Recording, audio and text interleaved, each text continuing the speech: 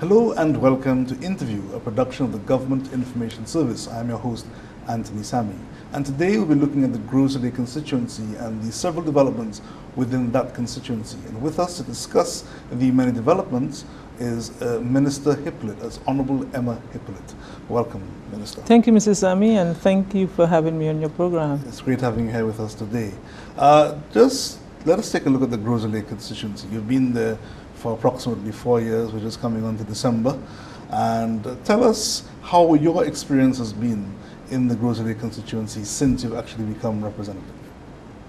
Actually, I would summarize it as challenging, yet rewarding. Because when I came and offered myself to the people of Gros Islet, I promised them to be of service to them, and I promised to be ever present. And the Lord has given me the strength to do just that. The service always been there when the needs of the community are presented. And the needs of the Gros Islet constituency the needs are varied, but the major ones are the continuous request for roads. As you know, the way Gros Islet was developed, I always seem to refer to it as what you call unplanned development, and by the private sector. And persons have a piece of land, they own a piece of land, they develop it, and throughout the constituency, whether it is in Moshi, whether it is in Cap Estate, they were owned by private persons, they develop it. Whether you look at Corinth, whether you look at Beausejour, whether you look at Bonte, that's it. The constituency was developed in an unplanned way, and now what you see is a huge constituency with buildings, expensive buildings, but the road network is the one that requires significant attention. And you said earlier that it's been quite a challenging experience. Yes. And one of the things that you're pointing to here is the many and varied needs and the varying problems. Yes. Perhaps you can give us an idea of, in further detail, some of those issues that need to be addressed, really. Oh, as I said, to me, one of the major ones as it relates to infrastructure is the infrastructural needs of the Gros Islet constituency. And we need to do it in a very holistic way, because in certain areas, for example, when you look at Corinth, it's almost a floodplain, yet it was developed. Persons purchased land there, and now there's a need to fix up the roads, but to address the drainage and flooding problems. If you look at the whole Tuya area, Bois area, again another floodplain. If you look at Monnier, the type of water that is generated from Monnier, that water must get a place for it to settle. And in addressing the roads, which is the main request that we get, we also need to deal with the drainage. So to me, it's when I look at Gros Islet, that's one of the major areas for me. Tell us about some of the major projects that you have in place as well as in train. Oh. For example, as it relates to roads again, I want to say thanks to the CDP program. Within that 4-year period, we've developed some maybe 14 or so major pieces of roads in various parts of the constituency. And that is in addition to the work that the Ministry of Infrastructure would do. And the Ministry of Infrastructure has dealt with our major bridges. We have the Bois and Bonte Bridge. You have the repairs to the Union Bridge. And then you have the construction of the Asu Canal Bridge. The bridge that we are yet to address, and I know that the people of Rivière Mita have been asking for that bridge. It is damaged as well, and we are making inroads in terms of how to address it. The issue as to the four-lane highway, which was one of the areas promised by this administration, As you know, the Prime Minister has actually signed this loan agreement, and we believe that sometime later on this year, we would be addressing that. But even before addressing the actual four-lane highway, the Ministry of Infrastructure, being a technical team, have advised that we have to pay attention to the other link roads, because as you can envisage, in constructing the four-lane highway, you have to deal with the traffic, the continuous traffic from Gros Islet to Castries. And that is where the other side roads, bypass the Corinth Road and so on, would receive attention. And that in itself would require quite a bit of patience on the part of patience and cooperation on the part of commuters. So I want to use this moment again to ask commuters to work with the traffic police and others in ensuring that we have a smooth transition there. We're due for a break right now.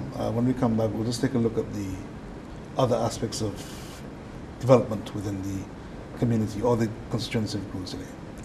Okay. You're watching Interview, and we'll be right back. The St. Lucia National Trust. We champion the conservation of sensitive and priceless national assets. Your membership is valuable to us in supporting and influencing the policymakers and developers to conserve our environment. Rescue St. Lucia. Come partner with the St. Lucia National Trust today. Welcome back to Interview, and we're speaking with Minister Honorable Emma Hippolyte on the developments within the constituency of Gros Islet. But before we address some of the other areas, Minister, tell me, what would you say is the major vision for Gros Islet, if there is one as yet? Because I know that you have a strategic planning process and a development process going on. But in a nutshell, what would you say is the vision for Gros Islet from your perspective? From the exercise that we did, the vision for Gros Islet is ensuring that it becomes a marine town with an integrated approach to development with very active people participation. And I must say that throughout our strategic planning exercise, we engage stakeholders from various parts of the constituency to ensure that we arrive at something that was acceptable to all the constituents. Mm-hmm. Great. Now, youth and sports is a big thing in the Gros Islet constituency. Yes. Tell us a bit more about that, and to what extent, what are some of the projects that you are currently engaged in? For us, youth and sports is very important for us, and I want to take this moment to thank the members of the Gros Islet Football League for the active work that they're doing. I want to thank our footballers. I've just launched my parliamentary rep football competition, and there were no less than 13 teams competing in Gros Islet. 4 of the teams are representing hotels and business places, and I want to thank the commercial sector for supporting that program. And 9 were young persons from various parts of the constituency. And the area of concern for me, as it relates to our young persons, young footballers, quite a few are unemployed. And from last year, I started work in terms of trying to correct that.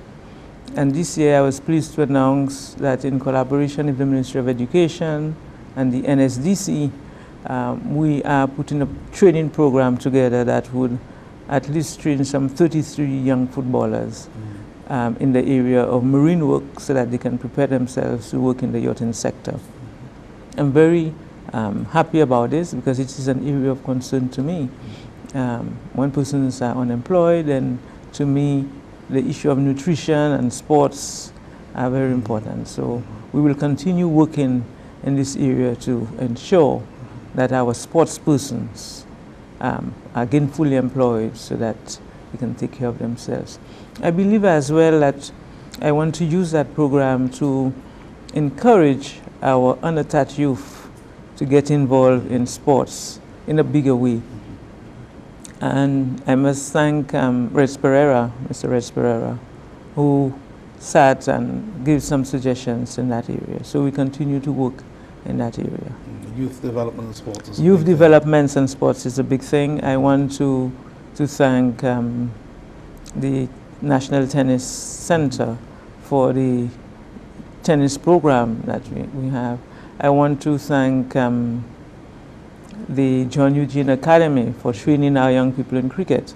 And I want to thank the two, I can't remember the name now, they'll kill me, the cricket specialists, Crafton, the two Crafton brothers, for the work that they're doing in the area of cricket. Right. So I'm happy as to where we are. We want to keep that standard and continue improving sports. And to that extent, I want to thank the government and people of Taiwan for funding the 50-meter pool. I also want to thank the National Swimming Association for the work that they're doing in swimming. And I also want to thank the parents for the support. We have quite a few young persons with a lot of talent. And with the construction of this center, I can see the Beausejour Stadium, we have the open door facility, being a significant contribution to our tourism product. Now you mentioned a little earlier community groups. Yes. And the development of community groups. Tell us about that. What does that involve, and what are they involved in? Well, because of the size of the constituency, one of the ways in which we felt that we needed to govern was to empower the constituency, the constituents rather. And we do this by forming constituency groups.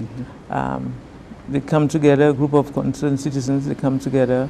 We let them work with the social transformation officer. They are registered with the Ministry of Social Transformation. They receive guidance. They write project proposals. They determine what it is they want to see in the community. And so far we have approximately 9 of these community foundations or associations. And it makes it easier to work and develop the various committees. Because Gros Islet is a very big constituency. It is extremely large, over 25,000 persons in there. And how have you been able to manage that? Well, as I said, I made a commitment when I came into politics to always be present to the residents.